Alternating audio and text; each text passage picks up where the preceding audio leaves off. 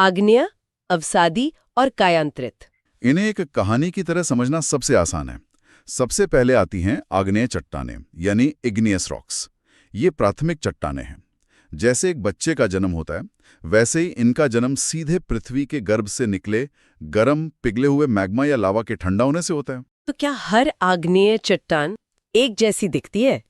मेरा मतलब है, जो मैग्मा जमीन के 10 किलोमीटर नीचे ठंडा होता है हाँ, और जो ज्वालामुखी से निकलकर हवा में ठंडा होता है, क्या उनसे बनी चट्टानों में कोई फर्क नहीं होता? बहुत अच्छा सवाल है, और यहीं पे पूरा राज छिपा है। जो मैग्मा पृथ्वी के अंदर गहराई में धीरे धीरे हजारों साल लगाकर ठंडा होता है, उसे आराम करने का पूरा मौका मिलता है। इसलिए उसमें बड़े बड़े क्रिस्टल या रवे बन जाते हैं। इन्हें प्लूटोनिक या आंतरिक चट्टानें कहते हैं। इसका कोई उदाहरण? सबसे बेहतरीन उदाहरण है ग्रेनाइट, जो आपको अपने किचन के काउंटरटॉप पर भी दिख जाएगा। अच्छा।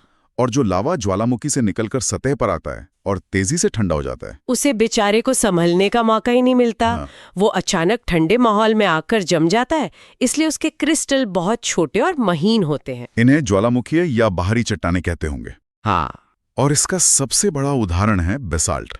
और जब हम बेसाल्ट की बात करते हैं, तो हमें भारत के एक बहुत बड़े हिस्से की कहानी याद आती है। आप दक्कन ट्रैप की बात कर रहे हैं? बिल्कुल। आज से 6.5 करोड़ साल पहले भारत जब गोंडवाना लैंड से टूटकर उत्तर की ओर बढ़ रहा था, तब जमीन में बड़ी बड़ी दरारों से लावा निकलकर फैलता गया। मतलब कोई एक ज्वालामुखी नहीं था? नहीं, ये एक विशाल क्षेत्र में लावा की बाढ़ आ गई थी। इसने लगभग 5 लाख वर्ग किलोमीटर का क्षेत्र ढक लिया, जो आज का महाराष्ट्र, गुजरात और मध्य प्रदेश का बड़ा हिस्सा है। ये लावा बेसाल्टिक था। और इसी बेसाल्ट के टूटने से वो मशहूर काली मिट्टी बनी है, जिसे रेगुर कहते हैं, और जो कपास की खेती के लिए जानी जाती है।